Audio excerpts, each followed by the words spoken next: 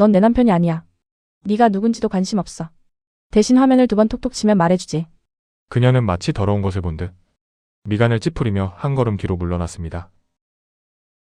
한양 도성의 육족거리는 평소와 다름없이 활기가 넘쳐 흐르고 있었습니다.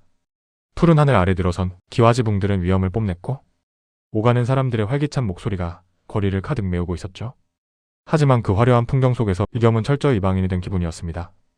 남루한 옷차림에 초췌한 안색을 한 그는 사람들의 따가운 시선을 받으며 비틀비틀 걸음을 옮겼습니다.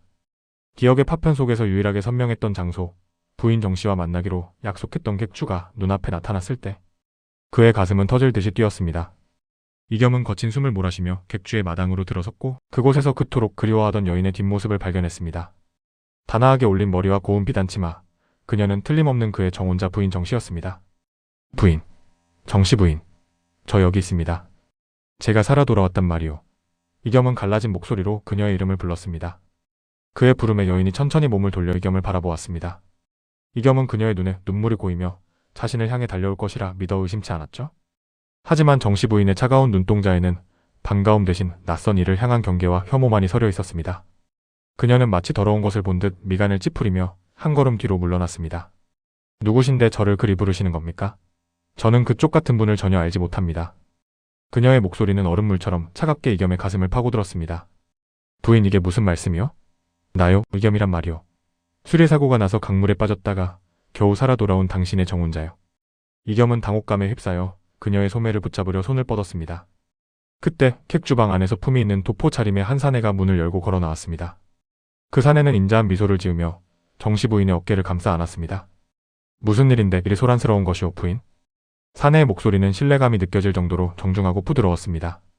정씨 부인은 사내의 품에 안기며 겁에 질린 목소리로 속삭였습니다. 나으리, 이 광인이 갑자기 나타나 저를 부인이라 부르며 행패를 부립니다. 무서워요.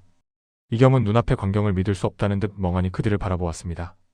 자신의 자리에 서 있는 저 사내는 누구이며 왜 부인은 저자를 남편이라 부르는 것일까요? 이겸은 떨리는 손으로 자신의 품을 뒤졌으나 신분을 증명할 호패는 이미 강물에 사라지고 없었습니다. 자네 정신이 나간 모양이군. 내가 바로 이 집안의 주인인 이겸일세. 자네 같은 자를 본 적이 없는데 어찌 감히 내 부인을 욕보이는가? 카짜 이겸은 단호하면서도 위험 있는 목소리로 이겸을 꾸짖었습니다. 주변에 모여든 사람들은 수군거리며 이겸을 미친 사람 보듯 쳐다보기 시작했죠. 이겸은 억울함과 분노로 온몸이 떨려왔고 심장이 타들어가는 것 같은 통증을 느꼈습니다. 머릿속에서는 경보음처럼 날카로운 통증이 다시 시작되었고 눈앞이 흐릿해졌습니다.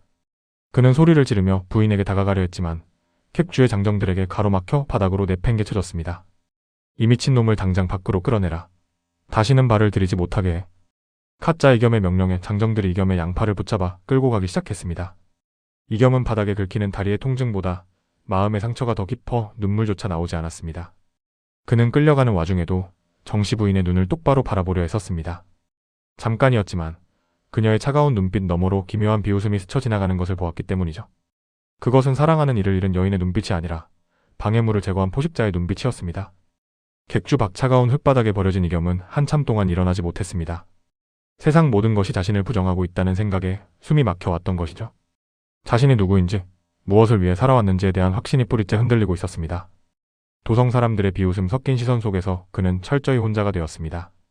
기억은 여전히 안개 속에 갇혀 있었고 유일한 믿음이었던 정혼자마저 자신을 버렸습니다. 이겸은 흙 묻은 손으로 얼굴을 감싸 주면 아직하게 흐느꼈습니다. 하지만 그 절망의 끝에서 이상한 본능이 꿈틀거리기 시작했습니다. 그것은 선량한 유생의 것이라고는 믿기 힘든 차갑고 예리한 생존의 본능이었죠. 그는 바닥을 짚고 일어서며 자신의 손바닥에 박힌 거친 굳은 살을 유심히 살펴보았습니다. 글만 읽은 선비의 손이라기엔 지나치게 단단하고 흉터가 많았던 것이죠. 이겸은 입술을 굳게 다물며 가짜 이겸과 정씨 부인이 머무는 객주 건물을 다시 한번 노려보았습니다. 그들이 무엇을 숨기고 있는지, 왜 자신을 지우려 하는지 반드시 밝혀내야만 했습니다.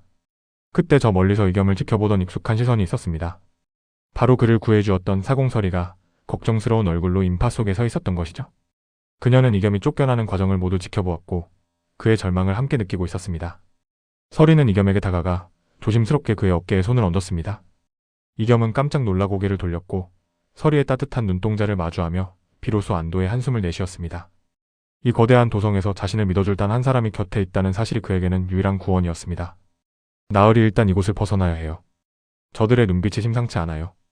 서리의 목소리는 낮고 단호했으며 이겸을 이끌어 골목 안쪽으로 사라졌습니다. 이겸은 그녀의 뒤를 따르며 다시금 토지를 불태웠습니다. 자신의 이름과 신분, 그리고 잃어버린 삶을 되찾기 위한 본격적인 여정이 이제 막 시작되려 하고 있었죠. 객주 안에서 승리의 미소를 짓고 있을 가짜 이겸과 정씨 부인은 아직 알지 못했습니다. 죽음의 문턱에서 돌아온 진짜 이겸이 얼마나 무서운 진실을 품고 있는지 말입니다. 한양의 밤은 평소보다 더욱 짙은 어둠을 들이우며 다가오고 있었습니다. 이겸과 서리는 숨이 턱끝까지 차오를 정도로 도성의 좁은 골목길을 누비며 달렸습니다. 뒤편에서는 아까 그 객주의 장정들뿐만 아니라 어둠 속에서 소리 없이 움직이는 그림자들이 그들의 뒤를 바짝 쫓고 있었죠. 이겸은 자신의 몸이 이상할 정도로 민첩하게 반응하는 것에 스스로도 놀라지 않을 수 없었습니다. 머리로는 어디로 가야 할지 몰라 혼란스러웠으나 발걸음은 본능적으로 추적자들의 시선을 피할 수 있는 어두운 구석을 찾아 파고들었거든요. 서리는 이겸의 손목을 꽉 잡은 채 미로처럼 얽힌 한양의 뒷골목을 막힘없이 헤쳐나갔습니다. 위쪽이에요, 나으리. 조금만 더 가면 관아의 눈길이 닿지 않는 곳이 나옵니다. 서리가 거친 숨을 몰아쉬며 나직하게 속삭였습니다. 그들은 단순한 장정들이 아니었어. 움직임이 마치 사냥감을 쫓는 짐승 같았지. 이겸은 뒤를 돌아보며 서늘한 기운을 느꼈고 본능적으로 몸을 낮추어 담벼락 뒤로 숨었습니다. 골목 끝자락, 빛조차 들지 않는 허름한 가옥 앞에 다다랐을 때 서리는 기묘한 박자로 문을 두드렸습니다. 잠시 후 삐걱거리는 소리와 함께 문이 열리고 쾌쾌한 담배 연기가 배어 나오는 방 안이 드러났죠. 그곳에는 낡은 관복을 걸치고 초점 없는 눈으로 허공을 응시하는 한 노인이 앉아 있었습니다. 그가 바로 한때 도성의 범죄를 소탕하며 이름을 날렸던 전직 포도대장 최영이었습니다. 최영은 침입자들을 보고도 놀라지 않은 채 천천히 곰방대를 입에서 떼며 이겸을 위아래로 후어보았습니다. 서리야, 이번에는 아주 귀찮은 손님을 데려왔구나. 저 사내의 몸에서 풍기는 피냄새가 예사롭지 않다. 최영의 목소리는 갈라진 목청에서 나오는 듯 탁하고 낮게 울려 퍼졌습니다. 어르신, 이분은 기억을 잃고 누명을 쓰셨는데 도와줄 분은 어르신뿐이라 생각했습니다. 서리는 간절한 태도로 최영 앞에 무릎을 굽히며 도움을 청했습니다. 최영은 귀찮다는 듯 혀를 찼으나 이내 이겸의 앞으로 다가와 그의 손을 낚아챘습니다. 그는 이겸의 손바닥에 박힌 굳은 살과 손등의 흉터를 유심히 살피더니 갑자기 이겸의 도포자락을 거칠게 걷어 올렸습니다. 이겸은 당황하며 몸을 뒤로 뺐지만 최영의 손아귀 힘은 노인이라고는 믿기 힘들 정도로 강력했죠.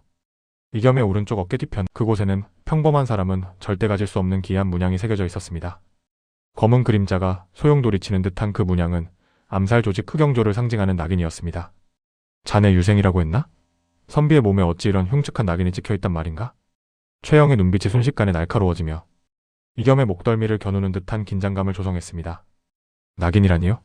저는 그저 공부를 하러 청나라에 다녀온 유생일 뿐입니다. 그 문양이 무엇인지 저는 모릅니다. 이겸은 자신의 어깨를 감싸 쥐며 절망적인 표정으로 소리쳤습니다. 모른다고 해서 진실이 사라지는 것은 아니지? 이것은 흑영조, 한번 물면 죽을 때까지 놓지 않는다는 살수들의 표식일세.